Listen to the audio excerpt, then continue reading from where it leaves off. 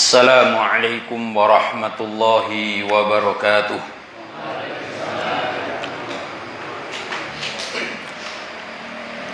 Innal hamdalillah nahmaduhu wa nasta'inuhu wa nastaghfiruh wa na'udzu billahi min shururi anfusina was-sayyiati a'malina. من يهده الله فلا مضل له ومن يضلله فلن تجد له وليا مرشدا أشهد أن لا إله إلا الله وحده لا شريك له وأشهد أن محمدا عبده ورسوله لا نبي ولا رسول بعده. Allahumma salli wa sallim ala nabiyyina Muhammad wa ala alihi wa ashabihi wa man tabi'ahum bil huda wa bil ihsan ila yaumil qiyamah. Rabbi shrah li sadri wa yassir li amri wahlul 'uqdatan min lisani yafqahu qawli, amma ba'd. Fa inna asdaqal hadithi kitabullah wa khairal hadi hadi Muhammadin sallallahu alaihi wasallam wa syarral umuri muhdatsatuha fa inna kulla muhdatsatin bid'ah wa kulla bid'atin dolalah wa kulla dolalatin finnar. Ma'asyiral muslimin, saudaraku kaum muslimin yang semoga senantiasa diberkahi dan dirahmati oleh Allah tabaraka wa ta'ala. Puji syukur kepada Allah tabaraka wa ta'ala yang telah banyak memberikan nikmat kepada kita semuanya. Salawat serta salam semoga tetap tercurah limpahkan kepada junjungan kita Nabi Muhammad sallallahu alaihi wasallam.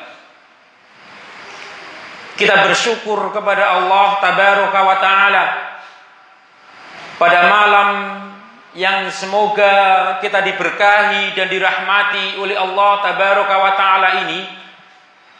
Kita masih diberikan istita'ah oleh Allah tabaraka wa ta'ala. Kita masih diberikan kemampuan untuk kita beramal saleh. Kita berkumpul di salah satu masjidnya Allah tabaraka wa ta'ala ini.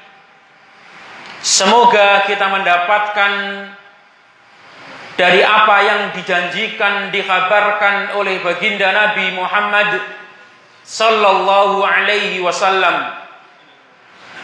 Rasulullah menyampaikan di dalam sabdanya, "Wa ma ijtama'a qaumun fi baitin min buyutillah." Tidak ada satu kaum yang mereka mau berkumpul di salah satu masjidnya Allah tabaraka wa ta'ala.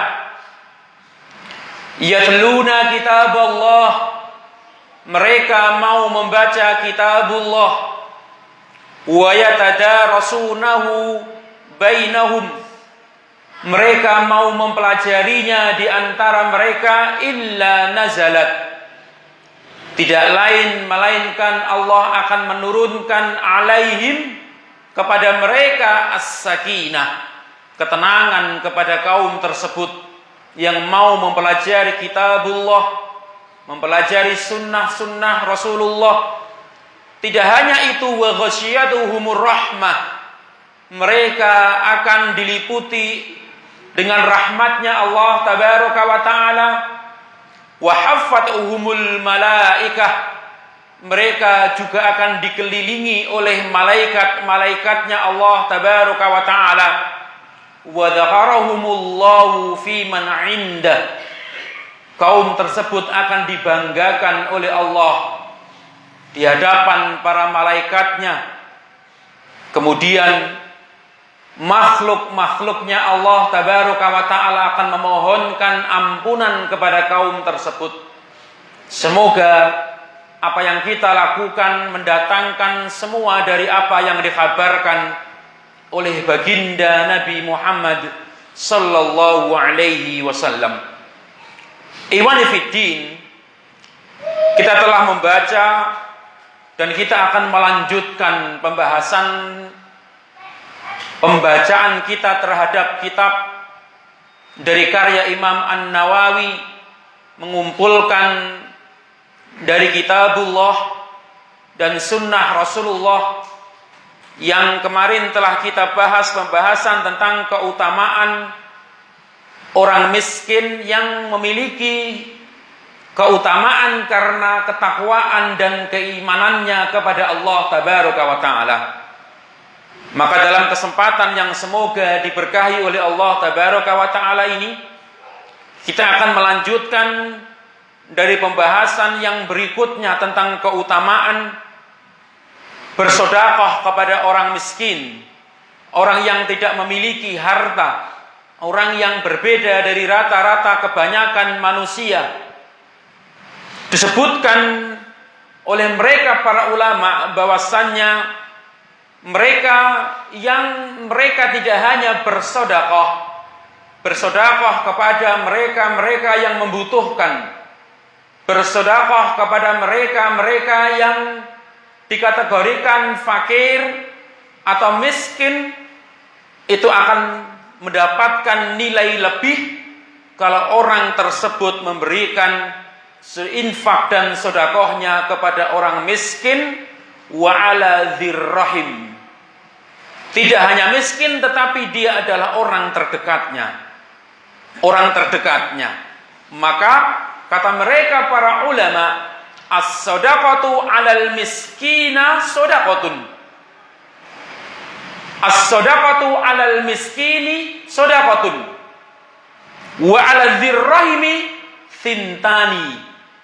Terlebih kalau orang tersebut pandai memilih bahwasanya orang yang dari fakir atau miskin tersebut dari kerabat dekatnya, orang yang memiliki hubungan rahim pada dirinya. Maka kata mereka para ulama, terkumpul dua kebaikan. Yang pertama adalah shadaqatun wasilatun. Pertama akan mendapatkan pahala sedekah, yang kedua dia akan mendapatkan pahala menyambung silaturahim.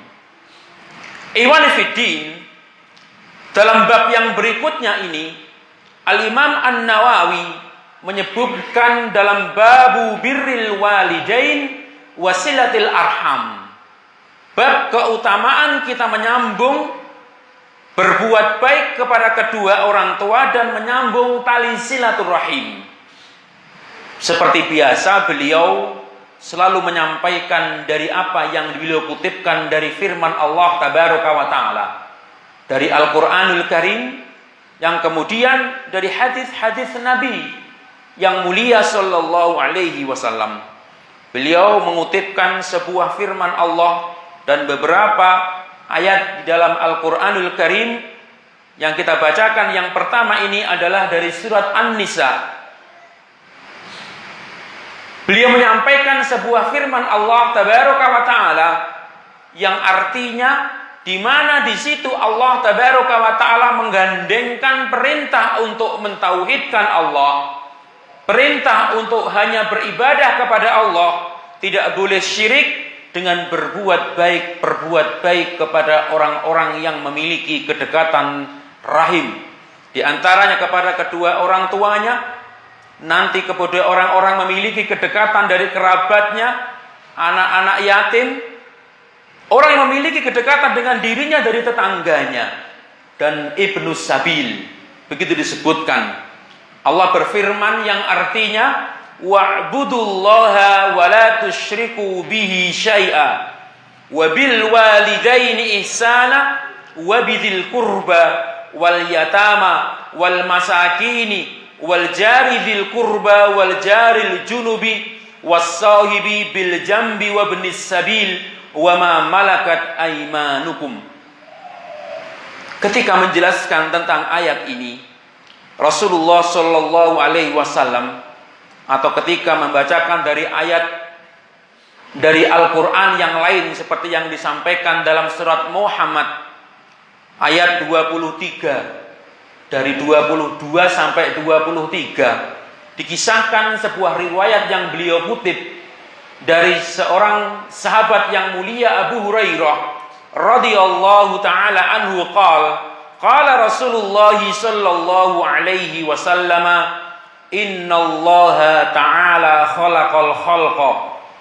Di awal ketika Allah menciptakan makhluknya, setelah selesai hatta idza faragha minhum qamatir rahimu. Setelah selesai menciptakan makhluknya, pada waktu itu bangkitlah makhluknya Allah yang bernama Rahim. Nanti kita jelaskan apa itu Rahim dan silaturahim. Hada maqamul aid bika minat khati'ah. Ini adalah waktu untuk meminta perlindungan kepada Allah dari siapa-siapa yang mereka akan memutuskannya. Qala na'am. Baiklah. Ama tardaina an asila man wasalaki? Apakah engkau akan senang seandainya aku akan meridhoi dan aku akan menyambung orang yang menyambung hubungan terhadapmu? Wa aqta'a man qata'aki? Apakah engkau akan ridho seandainya aku juga akan memutuskan orang yang memutuskan hubungan kepadamu? Qalat bala. Makhluknya Allah yang bernama Rahim tersebut tentu saja ya Allah. Qala fadzalika laki. Baiklah, akan aku berikan itu kepadamu. Tsumma qala Rasulullah sallallahu alaihi wasallam iqra'u in syi'tum. Bacalah ayat ini. Kemudian beliau membaca surat Muhammad ayat 22 sampai ayat 23. Fahal asaitum in tawallaitum an tufsidu fil ard wa tuqatti'u arhamakum ulaika alladzina la'anahumullahu fa asammahum wa a'ma absarahum.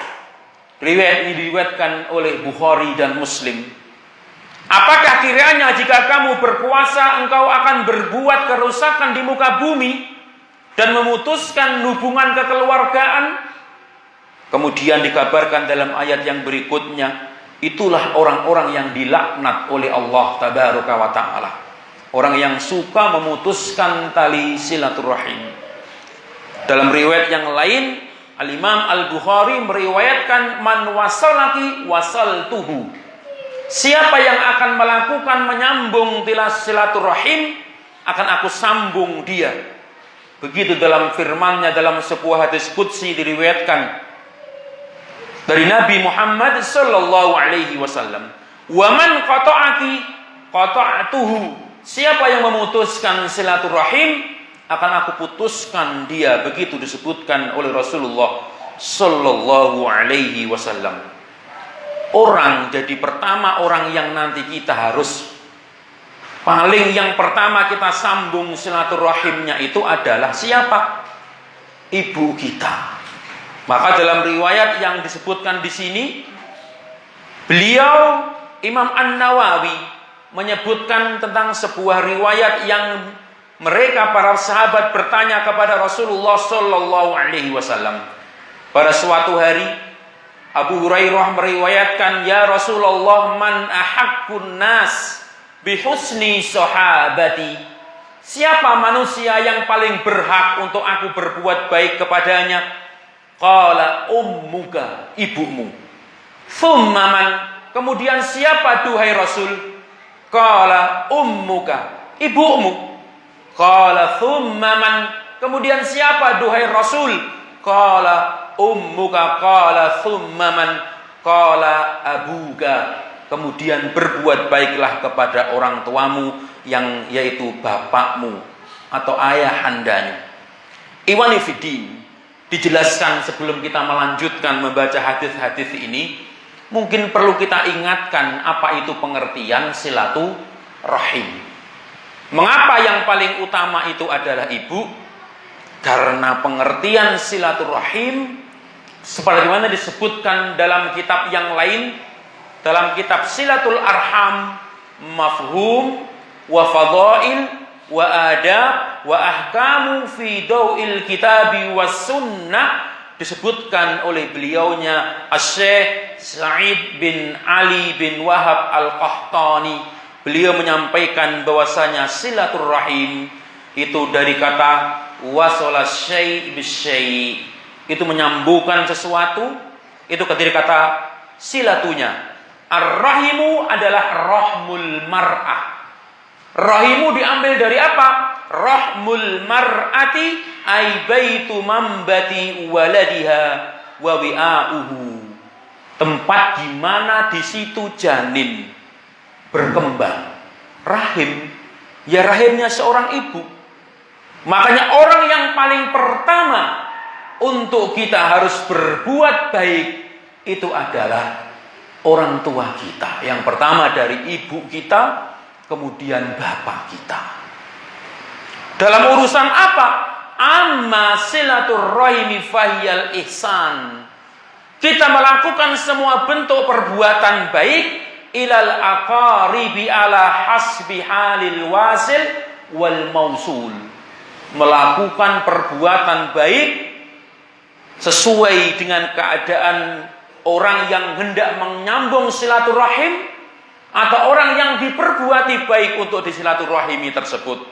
Fataratan takunu bil mal, mungkin kita bisa berbuat baik dengan mencurahkan, memberikan harta kita kepada orang tua kita, kepada ibu kita, kepada bapak kita. Takunu bil mal, yang pertama mungkin dengan harta yang pertama.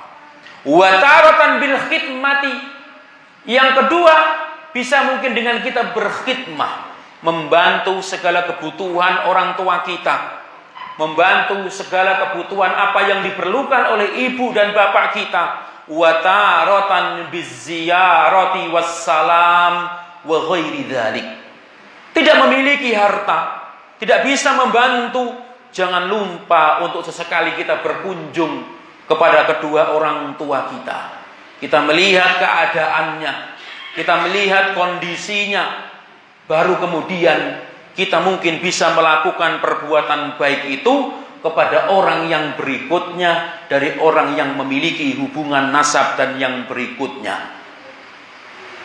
Dalam riwayat yang lain, Al-Imam Al-Bukhari menasihatkan sebuah riwayat dari yang disandarkan dari kepada baginda Nabi Muhammad sallallahu alaihi wasallam. Beliau baginda Nabi Muhammad menasihatkan, innallaha, sesungguhnya Allah yusikum, menasihatkan kepada kalian, bi ummahatikum, untuk kalian berbuat baik kepada ibu-ibu kalian. Thumma yusikum bi ummahatikum, ibu-ibu kalian. Baru kemudian setelah ibu-ibu, beliau menasihatkan thumma yusikum bi abaikum, supaya kalian berbuat baik kepada bapak-bapak kalian. Thumma yusikum bil aqrab fal aqrab, perbuatan baik setelah kepada ibu kita, bapak kita, maka kita hendaknya memperhatikan orang yang harus kita perbuat baiki kepada dirinya adalah saudara-saudara kita yang memiliki hubungan nasab. Makanya dalam riwayat yang lain juga para ulama menjelaskan dari nasihat seperti mereka para sahabat Nabi, mereka sering menasihatkan. Dalam nasihat-nasihat mereka seperti Umar ibnu Al-Khattab, beliau menasihatkan pada suatu hari dia pernah berkhutbah. Apa isi nasihatnya? Ta'allamu ansabakum, kenalilah kalian wahai saudaraku kaum muslimin. Kata Umar ibnu Al-Khattab, kenalilah siapa orang yang memiliki hubungan nasab di antara kalian. Tidak hanya untuk dikenali, tsumma silu arhamakum, setelah itu sambunglah tali silaturahimnya. Wallahi, kata beliau Umar ibnu Al-Khattab, innahu la yakunu bainar rajuli wa bain akhihi syai' walau ya'lamu alladhi bainahu wa bainahu min dakhilatir rahim. Itu kata beliau Umar ibnu Al-Khattab. Jadi pentingnya nasihat ini juga disampaikan oleh mereka para ulama untuk kita senantiasa menyambung tali silaturahim kepada orang-orang yang memiliki hubungan kekerabatan dengan kita semuanya. Itu yang pertama. Setelah kita mengetahui apa itu makna silaturahim, maka yang kedua, mungkin kita perlu membedakan nanti, karena dalam bahasa kita istilah silaturahim atau yang dari bahasa Arabnya ya silatu ar-rahim itu seringkali kemudian setelah bahasa ini menjadi bahasa Indonesia berubah menjadi istilahnya silaturahmi. Leres nggih? Kalau dalam bahasa Arabnya adalah silaturahim, kemudian bahasa ini menjadi bahasa Indonesia menjadi silaturahmi, yang maknanya dalam Kamus Besar Bahasa Indonesia adalah setiap di dalam hal yang dia menjalin hubungan kepada siapapun, katanya disebut dengan silaturahmi. Akhirnya makna ini sedikit bergeser dari apa yang dimaksud oleh syariat, sehingga kadang-kadang orang menjadi salah kaprah di dalam memaknai kalimat silaturahim menjadi silaturahmi. Seringkali menyambung hubungan kepada seseorang yang padahal itu tidak dibolehkan dilakukan karena maknanya yang salah. Silaturahim yang ini diperintahkan di dalam syariat, akhirnya banyak orang melakukan hubungan silaturahmi menjambung kekerabatan kepada orang yang bahkan bukan mahramnya pun, bahkan yang dia tidak boleh melakukan kedekatan hubungan, misalkan antara seorang laki-laki dengan seorang perempuan yang bukan mahramnya, menjalin hubungan baik, saling membantu padahal bukan mahramnya, sehingga melampaui batas-batas yang tidak diperbolehkan oleh syariat. Ini berawal dari mungkin kadang-kadang kesalahan di dalam memahami makna silaturahim dan makna silaturahmi. Akhirnya apa? Perbuatan yang bukan silaturahim dikatakan sebagai kedoknya silaturahmi. Misalnya ada orang menjalin hubungan baik antara seorang laki-laki dengan seorang perempuan padahal dia bukan mahramnya, padahal dilarang oleh agama. Dari sini nanti kalau kita bisa lebarkan pembahasan ini, kita harus mengenali siapa mahram kita. Karena hubungan silaturahim, maka kita harus mengetahui siapa kerabat dekat kita yang kita perbuatan hubungan baik itu boleh dikembangkan semakin baik dan semakin baik. Siapa yang tidak boleh nanti dalam batas-batas tertentu yang dilarang oleh syariat. Karena apa? Karena dalam istilah kerabat di dalam syariat Islam yang mulia ini nanti ada istilahnya kerabat yang disebut oleh syariat dengan kerabat yang memiliki hubungan nasab mahram. Ada kerabat yang disebut bukan mahram. Siapa mahram kita? Bagaimana cara kita menyambung silaturahim?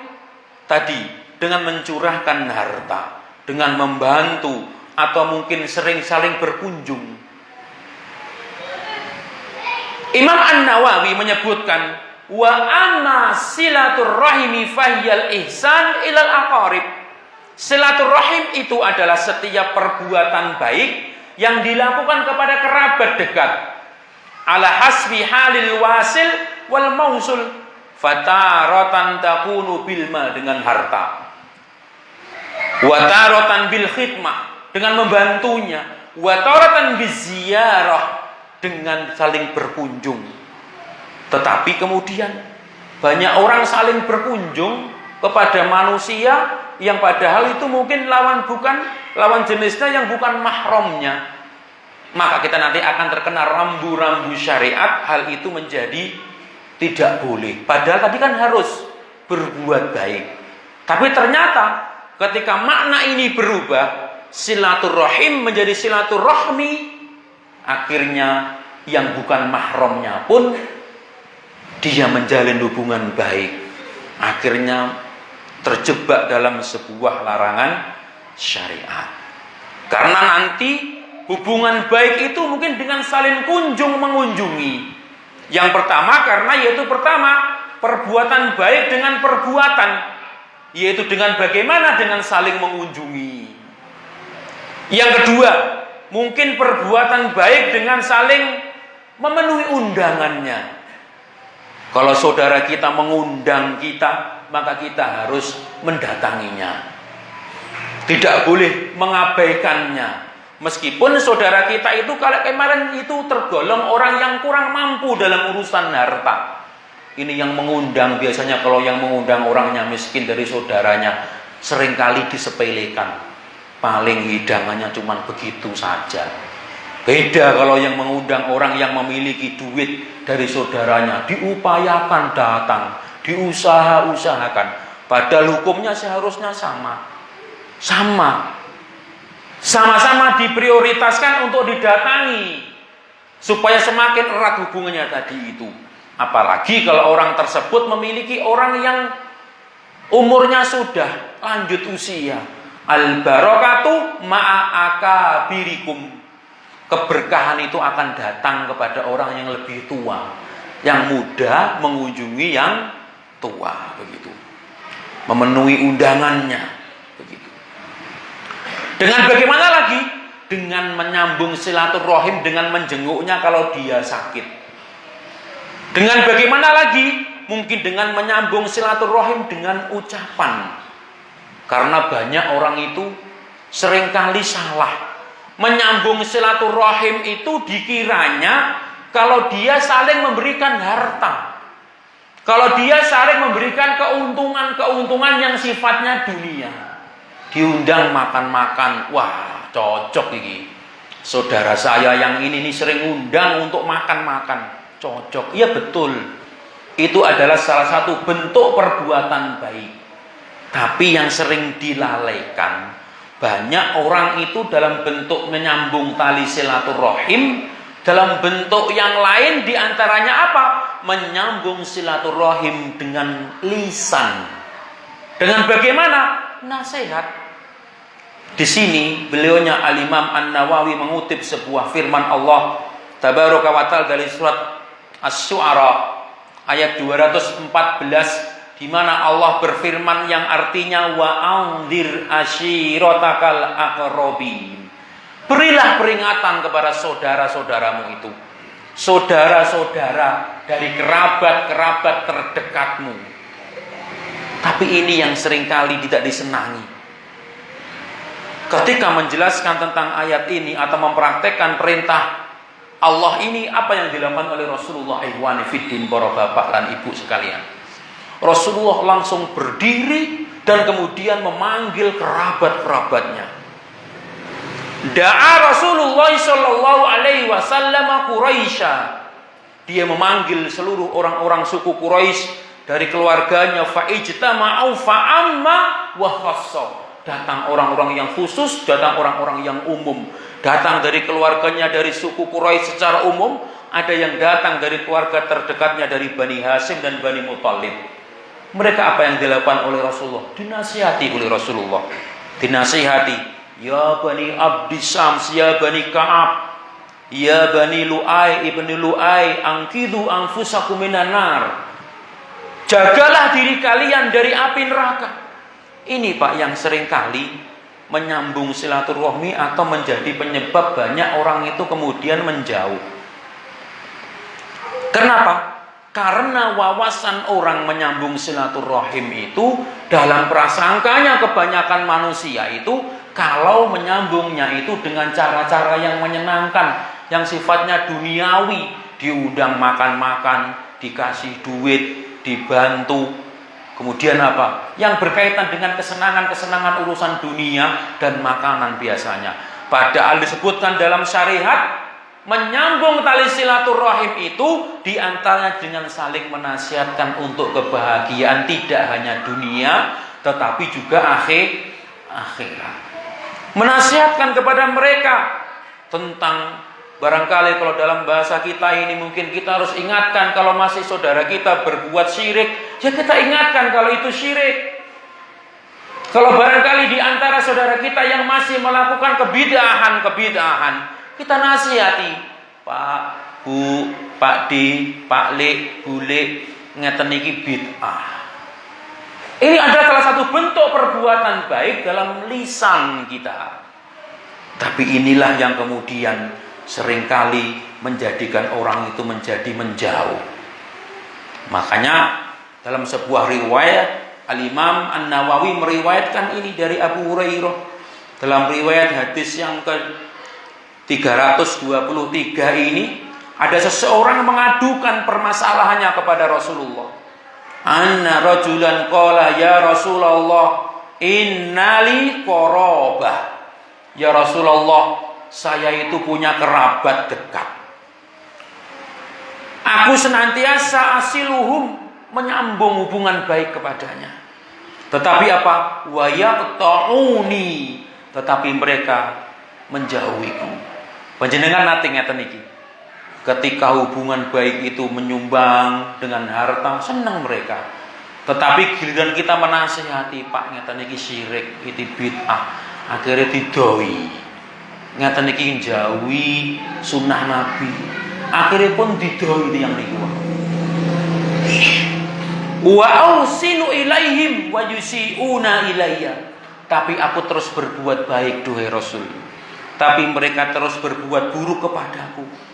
Wa ahlum anhum wa yajhalun alayya. Aku terus berperilaku baik tetapi seolah-olah mereka masa bodoh. Kata Rasulullah, kalau apa yang kamu ceritakan itu benar, maka keuntungan dan keberkahan bagimu. Begitu. Meskipun kadang-kadang kita berbuat baik dalam poin yang tentang lisan ini, yang seringkali orang itu dijauhi ini, ya semoga kita seperti doanya Rasulullah Sallallahu Alaihi Wasallam itu, yaitu semoga kita diberkahi. Nah, dalam rangka saling menasihatkan supaya kita mendapatkan keberkahan, saling nasihat menasihati rahasia kebaikan dunia dan akhirat. Dalam riwayat yang berikutnya, beliau baginda Nabi menjelaskan laisal wasil bil mukafi. Orang yang menyambung silaturahim itu bukan hanya orang yang memenuhi kebutuhan-kebutuhan. Dia butuh makanan dikasih makanan, dia butuh bantuan dikasih bantuan.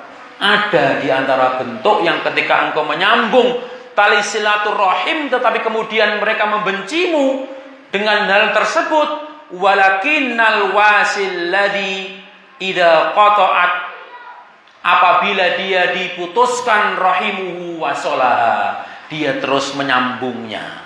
Tadi itu. Maka yang sering kita harus sadari, menyambung tali silaturahim itu tidak hanya dengan yang sifatnya adalah urusan dunia, tetapi juga nasihat. Ini yang sering banyak dilupakan. Tidak hanya dengan nasihat, menyambung tali silaturahim dengan lisan, diantaranya dengan mendoakan saudara kita. Makanya di sini dikabarkan oleh Rasulullah, dakwatul mar'il muslim, doanya seorang muslim kepada muslim yang lainnya itu li akhihi bi dhahril ghaib mustajabah maqbul. Maka kita doakan saudara kita tadi itu. Nah, dan termasuk apalagi itu adalah orang tua kita. Apalagi kalau orang tua kita itu mungkin sudah mendahului kita. Di saat mereka tidak bisa lagi beramal, hanya doa anak solehnya yang ditunggu-tunggu, yang akan menambah kebahagiaan bagi dirinya. Kama qala sallallahu alaihi wasallam. Sebagaimana dikabarkan oleh Rasulullah, idza matal insanu, kalau manusia itu mati, meninggal dunia, inqata'a amaluhu illa min thalath, terputuslah amalnya. Sudah tidak lagi bisa beramal itu orang tua kita. dia terbujur kaku di pembaringannya, di alam kuburnya, tidak ada yang bisa membantunya melepaskan dari belenggu. Apakah itu kesulitan-kesulitan di alam kuburnya? Kecuali ada beberapa hal yang dikabarkan oleh Rasulullah. Mungkin dia dulu pernah bersedekah, maka sedekahnya menjadi sedekah jariyah, sedekatin jariyatin. Mungkin termasuk dulu mungkin pernah mendonasikan hartanya seperti membangun masjid ini. Kemudian masjid ini terus digunakan, maka akan terus mengalir pahalanya. Setiap saat ketika banyak orang beramal, dengan amal dan infak sedekahnya akan mengalir terus diberikan kepada orang tersebut. Au ilmin yuntafa'u bih, atau ilmu yang bermanfaat yang barangkali pernah dia tularkan kepada anaknya, kepada istrinya, kepada saudara-saudaranya dalam bentuk nasihat tadi itu. Dia menyambung silaturahim dengan nasihatnya tadi itu. Atau ilmu yang telah dia ajarkan kepada orang lain kemudian diamalkan. Maka fa insyaallah itu akan terus mengalir. Dan yang ketiga adalah anaknya. Awaladin salihin yad'u lahu. Anaknya yang senantiasa akan terus mendoakannya. Dan yang paling sulit mungkin menyambung silaturahim ini, yang seringkali banyak orang enggan. Ini dengan ini, menyambung silaturahim dengan harta, yang disebutkan oleh Imam An-Nawawi tadi yang pertama tadi itu. Ini yang tadi kita angkat bahwasannya, kalau kemarin kita membahas tentang keutamaan orang miskin yang soleh dan soleha, dan keutamaan orang yang bersedekah kepada orang yang kekurangan dari fakir dan miskinnya, kalau dia bisa memberikan itu kepada kerabat dekatnya, mungkin ibunya, mungkin bapaknya, mungkin saudaranya, maka nilainya, kata mereka para ulama, berdasarkan dalam sebuah riwayat dari Salman bin Amir, disebutkan oleh Imam An-Nawawi ini, as-shadaqatu 'alal miskini shadaqatun. Bersedekah, berinfak sedekah kepada orang miskin, seperti pembahasan yang kemarin, dinilai satu sedekah dan akan bernilai dua, sintani wa ala dzirrahimi. Ketika dia pandai memilih kepada siapa dia akan bersedekah dan berbuat baik, menginfakkan hartanya, akan dinilai dua pahala, kata mereka para ulama.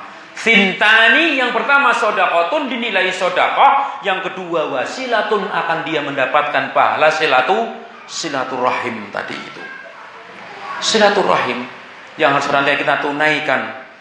Hendaknya yang pertama kepada siapa? Disebutkan dalam surat Al-Baqarah ayat 215, Allah menyampaikan yang artinya yas'alunaka madza yunfikun. Apa yang harus dikeluarkan dalam infak sedekah itu? Katakanlah wahai Muhammad, kul ma anfaqtum min khairin, dari semua kebaikan yang bisa membantu orang tadi itu, tidak hanya bantuan harta, semuanya kepada siapa? Falil walidaini. Kita harus mengenali ini dulu, kedua orang tua kita. Berbuat baiknya kepada kedua orang tua kita. Maka kita harus saling menasihatkan. Kalau kita sebagai seorang laki-laki, jangan lupa kita terus senantiasa menyisihkan dari perbuatan baik kita dalam bentuk harta kita kepada orang tua kita. Kalau kita menjadi seorang suami yang hak pemberian harta itu dari keluarga berada dalam kita, kita nasihati istri kita barangkali kalau dia memiliki simpanan harta dari sisa-sisa yang dibelanjakan untuk kehidupan sehari-hari, jangan lupa untuk berbuat kepada ibu dan bapak. Sisihkan untuk ibu dan bapak, demikian. Ini keutamaan sangat besar. Belum lagi kepada yang lainnya, wal yatama, orang-orang yatim, wal masakin, orang-orang miskin, wa ibnis sabil, dari yang diprioritaskan yang pertama dari kerabat-kerabat dekatnya, dari keluarga yang memiliki hubungan nasab kepada orang tersebut. Nah, demikian. Sekarang yang terakhir kita bahas tentang masalah siapa itu mahram. Tadi tentang kita bahas tentang silaturahim dan silaturahmi. Banyak orang gara-gara salah memahami silaturahim dan silaturahmi, akhirnya salah. Harta itu dialokasikan kepada yang salah. Dia kadang-kadang kepada orang tuanya pelit, tetapi kepada teman bermainnya blobo. Oleh sing ngajak kancani, ayo makan-makan di rumah, makan sampai habis jutaan, tidak pernah dia ngeresulo. Tetapi hanya orang tuanya, hanya berkurang uangnya 100.000. Dadak dingene ibu barang. Nah, ini gara-gara salah memahami makna silaturahim. Silaturahim itu yang kita utamakan itu adalah kerabat dulu. Yang paling dekat kerabat itu adalah ibu kita yang mengandung kita dalam rahimnya. Dan bapak kita, dan baru berikutnya dan berikutnya dari orang-orang dari mahram kita. Begitu. Jangan sampai salah. Gara-gara orang salah memaknai makna silaturahim menjadi silaturahmi, kalau dia reuni dengan teman sekolahnya, dia bisa menghamburkan harta juta-jutaan. Tidak apa-apa reuni sekolah. Tetapi giliran ke rumah, ibunya hanya minta sedikit dipleroi. Ini kepada salah. Silaturahim itu kepada orang tua dulu. Kenapa? Ini biasanya berawal dari salah memaknai kata silaturahmi yang sudah berkembang di Indonesia. Ya memang tidak ada mungkin ya dalam bahasa Indonesia silaturahmi itu maknanya yang menyambung kekerabatan. Tetapi kita umat Islam jangan salah memaknai ilmu yang dari syariat Islam. Ya tidak apalah, barangkali kata silaturahmi dalam bahasa Indonesia berkembang menjadi setiap hubungan baik.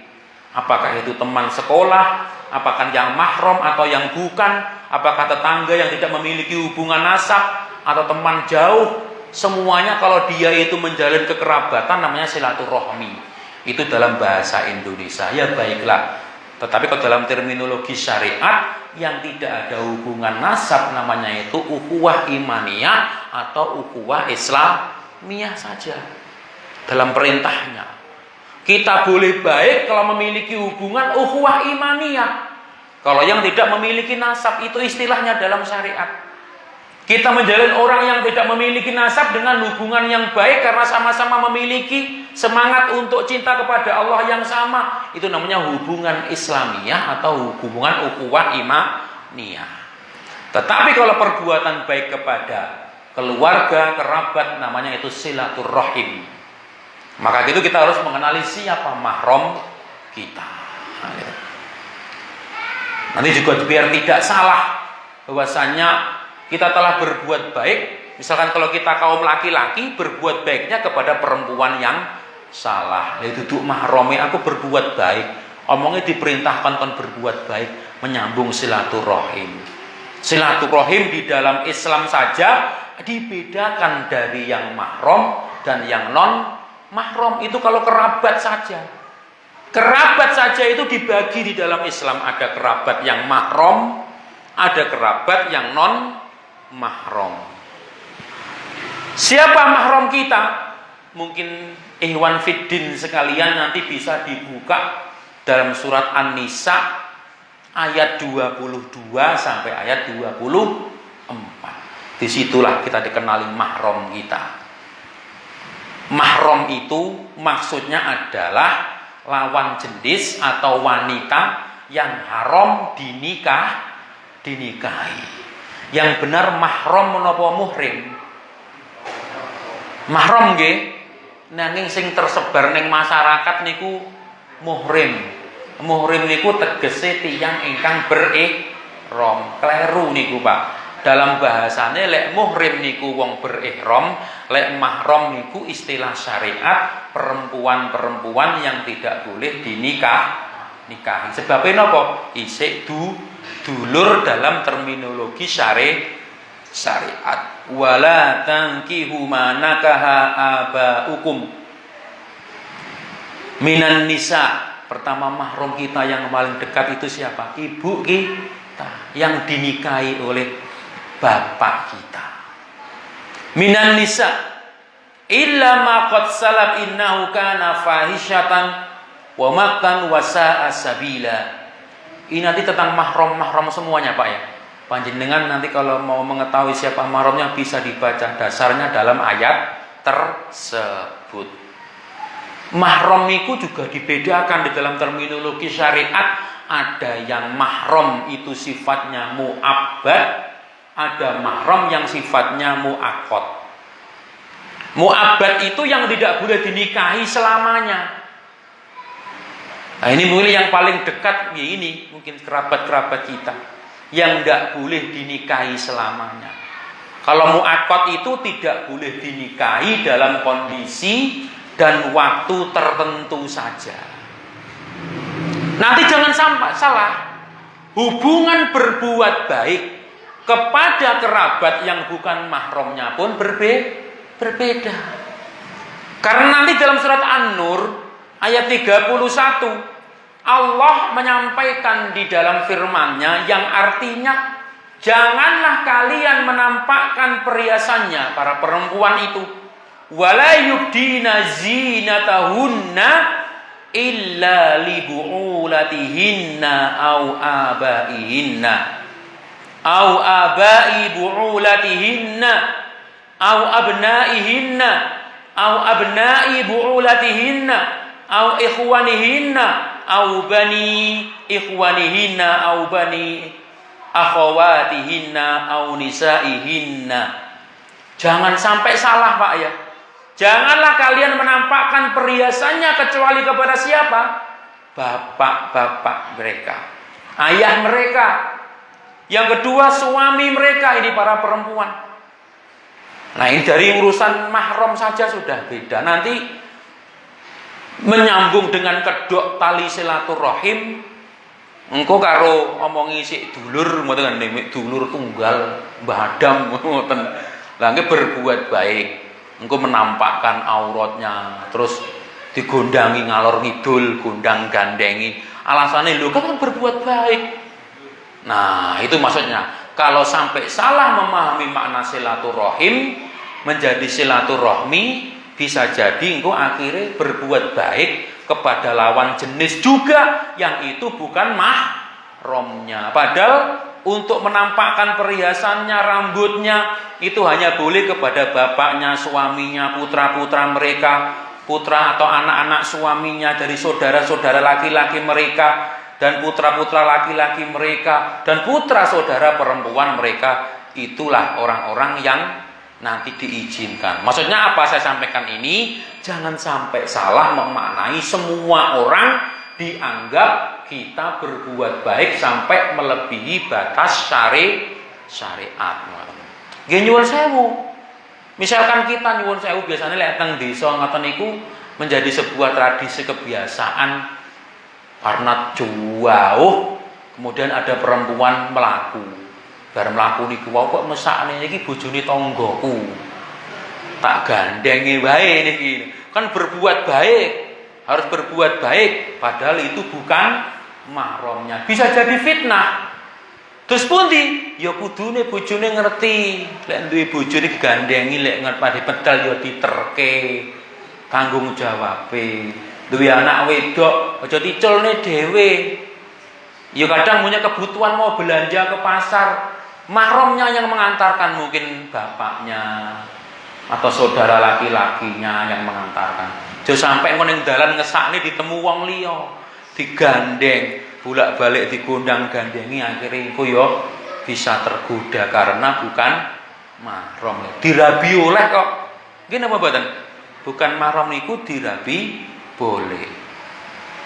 Sinten Pak? Mahram mu'abbad niku sinten kemawon? Nah, ini harus kita pelajari. Maka berkaitan dengan berbuat baik, dengan silaturahim, dengan orang memiliki nasab itu, kita juga harus mengenal nasab-nasab kita, baik yang mahram atau yang non mahram. Harus mengenal. Sinten? Lek dalam ayat ini disimpulkan dari mahram mu'abbad, mahram yang tidak boleh dinikahi selamanya niku satu, karena ada hubungan nasab, dulur wedok, gitu, mboten angsal. Misalkan, mungkin kita baca. Yang kedua menjadi mahram karena ada ikatan perkawinan. Siapa saja nanti kita baca. Yang ketiga, dan ini kayaknya tidak lazim di kita atau jarang terjadi. saudara persusuan. Lek teng Arab biasa. Orang itu ketika masih kecil pengen mendapatkan gizi yang baik, disusukan kepada orang-orang di kampung-kampung zaman dulu, orang yang memiliki kesehatan fisik, ben sehat awake anake. Makanya banyak menjadi saudara persusuan kalau di Arab zaman dulu. Lek teng Jawa niki jarang nggih. Saudara sepersusuan niku jarang. Kadang-kadang malah mboten pareng kalau ibuke. Nah, pengen jadi anaknya sendiri saja. Kadang-kadang mungkin ibunya sakit, akhirnya disusoni tanggane sik kecil, sik cilik. Akhirnya dadi dulure tanggane niki wau. Meskipun mboten enten hubungan nasab, tetapi karena dia pernah disusui sama tetangganya, sok rabi karo tanggane kuwi lek gedhe mboten pareng wong dulure. Nah, dulure niku niku jenenge mahram mu'abbad. Mbiyen kesik cilik disusoni karo tangga desa, saiki pindah teng mriku basa gedhe, anake ketemu gedhe yo kan, padha saling demene. Lho mboten pareng lho nak, kuwi mbiyen saudaramu kuwi dulurmu sesusu. Nah niku jenenge mahram mu'abbad, dadi dulure, mboten pareng dirabi niku. Niku dadi mahrame mengkaten. Lek anake niku dadi dulure. Mahram mu'abbad karena nasab niku enten 7 wanita. Yang satu pertama sinten? Ya ibu kita. Ibu kita. Kemudian anak perempuan. Itu juga tidak boleh. Bukan boleh anak dirabi. Kemudian saudara perempuan itu juga tidak boleh dinikahi. Kemudian bibi. Bibi dari jalur ayah atau bibi dari jalur ibu. Ini dalam bahasa Arab enten bedane, Pak. Lek jalur ayah niku naminipun amah, lek jalur ibu naminipun kholah. Gitu, bahasa Arabe ngoten. Maka dibedakan. Padahal lek dalam bahasa Indonesia nggih setunggal niku bibi ngoten kemawon. Sing keenam dan yang ketujuh anak perempuan dari saudara laki-laki dan saudara perempuan. Ponaan niku tasik mahram. Niku mahram mu'abbad ndak boleh dirabi. Enten mahram mu'abbad karena ikatan perkawinan. Enten berarti itu dari mahramnya. Karena ada 4 wanita. Siapa? Pertama adalah istri dari ayah. Nah, ibu tiri. Ibu tiri itu mahram yang mu'abbad tidak boleh dinikahi setelah dinikahi oleh orang tuanya. Yang kedua siapa? Ibu dari istri kita. Mertua kita itu menjadi mahram karena kita menikahi anaknya. Begitu. Karena kita menikahi anaknya, maka mertua kita menjadi mahram. Begitu. Yang ketiga anak perempuan dari istri itu menjadi mahram. Anak perempuan dari istri ketika menikah istrinya sudah miliki anaknya, jadi mahramnya. Begitu. Itu mahram yang mu'abbad dari hasil pernikahan. Sing nomor 3 mahram mu'abbad dari hasil persusuan wau sing sampun dijelaskan wau. Wanita yang menyusui atau anaknya menjadi mahramnya. Ini banyak. Ada wanita yang menyusui ibunya itu sendiri, anak perempuan dari wanita tadi itu menjadi saudara atau saudara perempuannya, sama kedudukan seperti ibunya nanti. Ibu dari suaminya, ibunya juga jadi dulure kabeh. Padahal sing nyusui niku si A misalkan, si A nggadahi yoga nggadahi ibu itu dadi yo sami kalih ibune, sami kalih bae, kalih same sedereke, malih dadi dulure. Mbae yo dadi mbae, dulure wedok dadi dulure wedok, dulure lanang dadi dulure lanang niku. Dadi mahram. Lah mahram muaqqad niku mahram mu'abbad nggih. Lah nek mahram muaqqad niku mahram yang tidak boleh dinikahi yang sifatnya hanya sementara. Tidak boleh dinikahi sifatnya hanya sementara. Pertama niku saudara perempuan dari istri. Misalkan kalau ada orang menikah, tidak boleh dua-duanya kakak adik langsung dirabi bareng niku mboten angsal. Tapi lah kemudian sudah berpisah, nah ini boleh baru-baru boleh. Nah, keduanya bibi dari jalur ayah. Juga demikian, la tunkahul mar'ah ala ammatiha wala ala kholatiha. Bibi. Nah, namun jika istri dengan dia tadi itu sudah pisah, bercerai atau meninggal dunia, maka baru boleh dinikahi. Setelah pisah, sama seperti dua saudara kandung itu setelah berpisah, tidak jadi bojone baru boleh. Itu namanya, makanya sifatnya mu'aqad, akan menjadi bukan mahramnya nanti. Boleh dinikahi. Sing ketiga, istri yang telah bersuami orangnya kafir. Nanti kalau dia kafir, maka secara otomatis orang itu berpisah. Tidak boleh perempuan itu dengan laki-laki musyrik, maka terpisah. Maka dari situ nanti boleh dinikahi. Siapa lagi mahlon mu'aqad? Mahlon mu'aqad niku yang tidak boleh dinikahi lagi adalah wanita yang telah ditalak 3. Atos-ngatos Pak niki. Makanya kita laki-laki jangan mudah mengumbar kata pegat. Nggih. Sampai talak 3. Tresnone kaya aku getun, aku pengen balik. Nah niku mengke lek bojone awake dhewe niku urung dirabi wong liya terus dipegat mboten pareng. Niku supaya kaum laki-laki berhati-hati. Nah, tidak boleh talak. Karena harus dinikahi orang dulu, baru setelah dinikahi dipegat, nah baru oleh dirabi. Nah, tapi lek kadung talak telu, pengen balik aku sik tresno mboten pareng. Itu syariat. Sapa sing ngatur? Syariat. Nah, begitu. Kemudian wanita musyrik sampai dia masuk Islam. Baik, maka niki wau. Niku mahram sing atau kerabat kedah kula dalah panjenengan sami mengertosi siapa kerabat dekat kita. Siapa orang yang kita memiliki hak untuk kita berbuat baik kepadanya lebih utama. Orang-orang dari kerabat yang memiliki hubungan rahim. Urutannya tadi itu. Maka mengetahui tali silaturahim itu kita harus mengetahui urutan mahram kita. Karena nanti dibedakan Bapak-bapak Ibu sekalian. Kerabat yang dia mahram dan kerabat yang bukan mahram nanti beda kan, perilakuannya. Tidak boleh karena ada batas-batas syariat. Termasuk tadi ketika kita menampakkan aurat di depan mahram dan bukan mahram. Biar tidak terjadi fitnah di tengah tubuh kaum muslimin. Taib, maka tadi Bapak Ibu, penjelasan tentang keutamaan silaturahim. Panjenengan boleh mengatakan silaturahmi, tetapi harus dipahami sekali lagi tentang apa itu silaturahim dan silaturahmi. Karena napa Pak wau kula baleni malih, istilah syariat silaturahim niku lek bahasa Indonesia dados silaturahmi.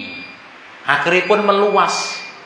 Sing boten oleh apik terlalu cedhek barang malih omonge oleh dengan dalil-dalil silaturahim. Ini kesalahan Pak nggih, kesalahan sepindah malih. Akhirnya kepada semua orang berbuat baik yang batas syariat kemudian dilanggar, nah begitu. Nah, silaturahim itu adalah orang yang memiliki hubungan nasab dan perlu diketahui bahkan mahram kita pun ada yang mahram, kerabat itu ada yang non mahram dan yang mahram. Maka mudah-mudahan bermanfaat. Jadi ki benten kalih istilah Jawa Pak nggih. Lah istilah Jawa kadang-kadang tunggal mbah turun pitu barang ngomongnya dulur gitu. Nah, kita punya syariat Islam. Nah, itu pengistilah tentang mahram itu juga harus dijunjung tinggi. Nah, nanti berkaitan dengan boleh tidaknya dalam melihat memperlihatkan aurat dan sebagainya, nanti itu ada batas-batasnya. Ada batas-batas dalam berbuat baiknya. Pekatan. Mudah-mudahan bermanfaat. Meskipun pembahasan yang seperti ini terlihat sering banyak orang sudah tahu, tapi masih sering dilalaikan. Duduk mahromi barang kadang-kadang diewer-ewer.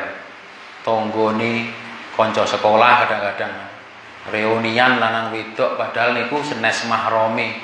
Mbak oleh cedek-cedek, malah kegujikan sangat dekat. Nah, itu bisa menjadikan fitnah bagi orang-orang yang mengedepankan ilmu dan agamanya. Maka gitu. Nah, ini benten kalau kita ukurannya bukan agama, ya sembarang kalir dinyanyi benten malih. Tapi kalau orang yang mengedepankan ilmu, hal-hal sing kados mekaten niki wau kudune nggih digondeli, Pak.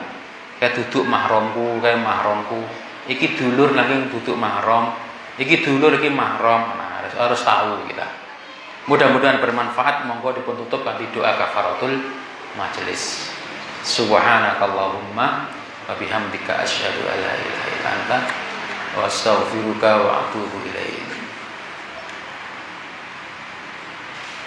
Aqulu ma tasma'un wa sallallahu alaihi walhamdulillahi rabbil alamin. Assalamualaikum warahmatullahi wabarakatuh.